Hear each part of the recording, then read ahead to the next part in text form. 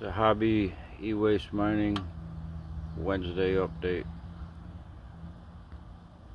So what's in this pan drying out is everything, all the material when it's in here, when it was half full of material before it was all separated, and during separation, while spinning it up and pulling the carbon off and ceramic dust. This is the pour off.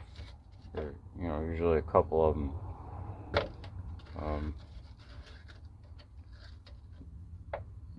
That's the holding container for the junk, carbon and ceramic junk. The fine metal stuff will settle at the bottom before the carbon and ceramic will, but it takes a lot longer to do. So this one, it only took about 5 minutes, where the metals and the sparkles, they make it to the bottom and it leaves a brown cloud. And you pour it off, but whatever those sparkles are, really light stuff that lingers in with the carbon and it doesn't come out. That settles into the bottom of this is what's in the frying pan. That is the finest material before it what do you want to say is, anyway, it's about one above one mesh, or maybe below one mesh. So it's in the range of minus 1.1 mesh and above 1.1 mesh. That would be 1.5 mesh, or 5 mesh, or in between 5 mesh and 1 mesh. The in between point, like on the metric scale, is 1.5. So it's a halfway in between 1 and 10, or halfway between 1 and 5. What's drying out? Halfway between 1 and 5 mesh, or 5 and minus mesh. That would be 0.00. No, it'd be 1.1. And then when it gets to things that are finer and powders, then it goes, or gases and other things that go like 1.1 or 1.00001, which would be helium or oxygen.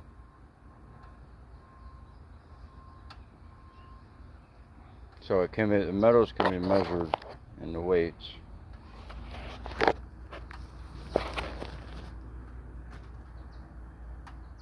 In water.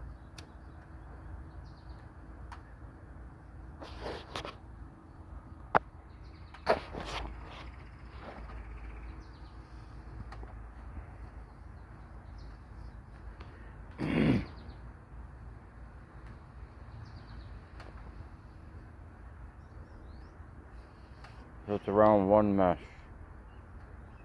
probably 1.5 mesh. not 5 mesh, but between 1 and 5 mesh would be 1.5. You know, like you got your standard tools and your metric tools. The metric tools are in between the standard sizes, going up the chart.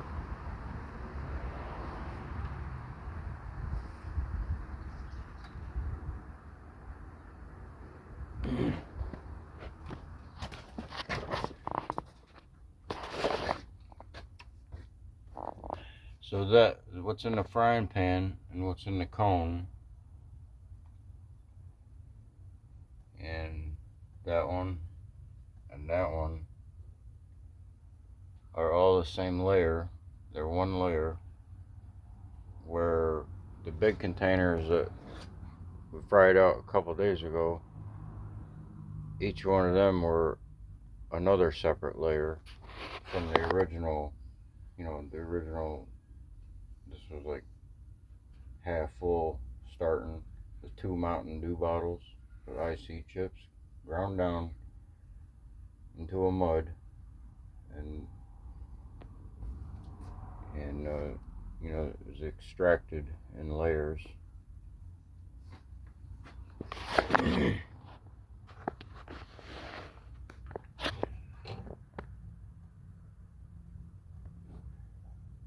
So you see there's no metals in the water. There's some down in there. The finest stuff, the finest material lays on the top. You know, everything, it's on everything in every batch until you get rid of it. And that's where you pour it in your pour off. But you try not to get those sparkles. You let them settle. And when the water just becomes more clear and clear, and you know all that carbon and ceramic dust is off or out, you pull it out, you pull it up, and but that fine layer that lingers the longest is the top layer. And in some batches it's a lot more, or in others it's a lot less. But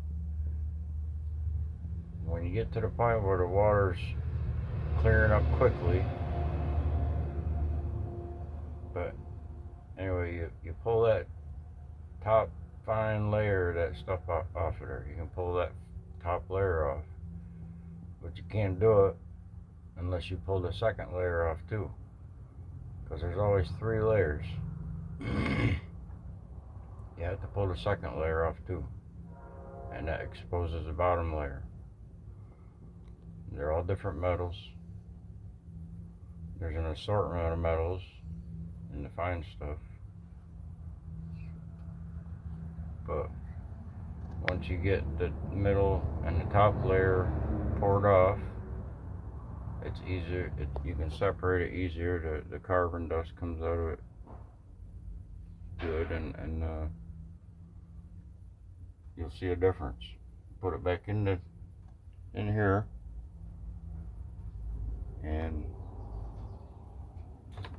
see a couple different layers. But that's from yesterday. It's next. This is the first batches of the 2 Mountain Dew bottles. Before I did the Mountain Dew bottles, and that's the material that I processed before the 2 Mountain Dew bottles. Just like a sample,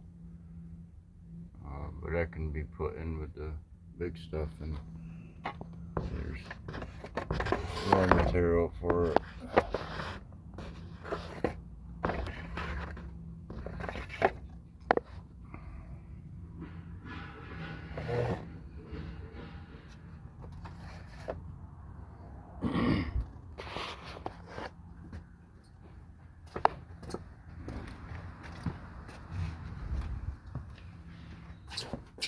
So on the pins are coming along good. All I did was add salt, iodized salt to it, and the gold plated stuff is more prevalent shinier, and the fins are turning reddish color. And once they let it soak for a long time, keep roughing it up, and you pour that off, and that has all gold sparkles in it, fine gold. It's the same mesh. That's what's in the frying pan. It's that same size material, like this.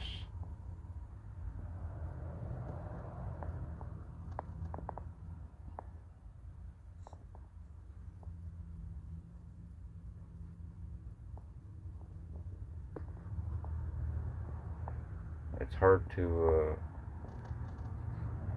get it to settle to the bottom. Well, it just takes longer to do.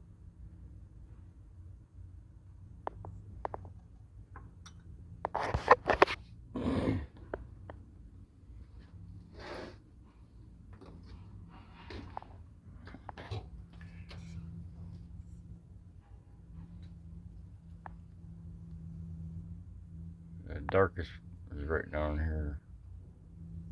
Some better, darker stuff. You pull up a couple sparkles and it's alright.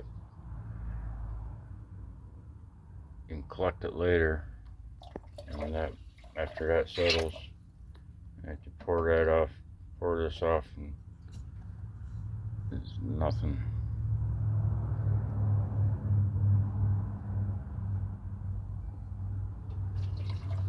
Came from the ground and goes back in the ground.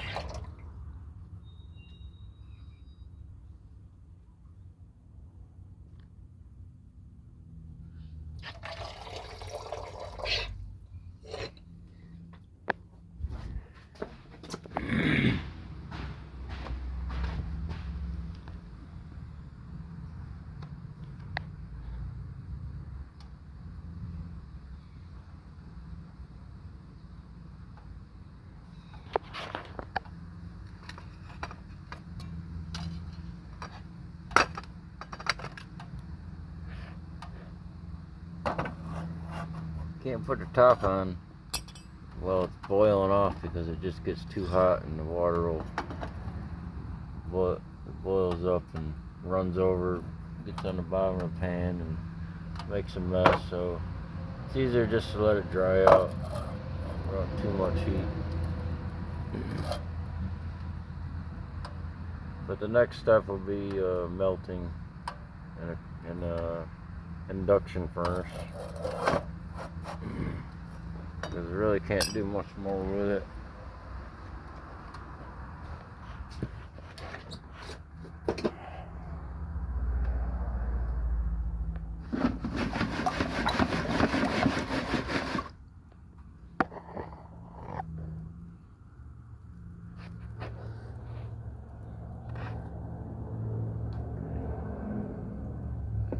So that's a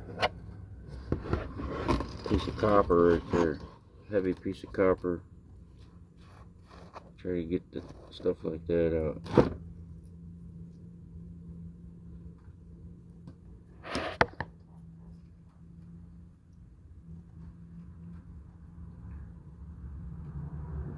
Sometimes things get in the other material.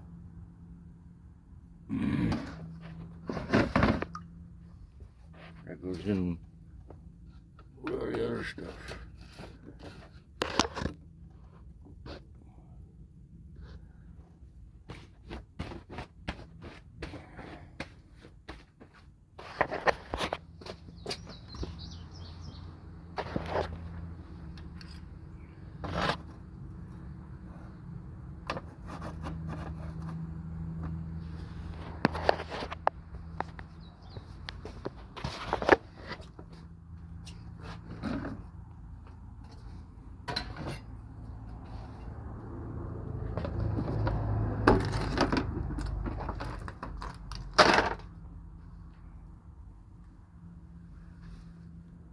So this one had some hydrogen peroxide in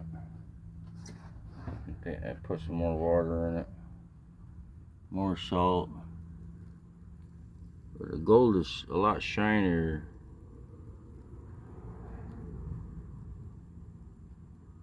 And rusting up.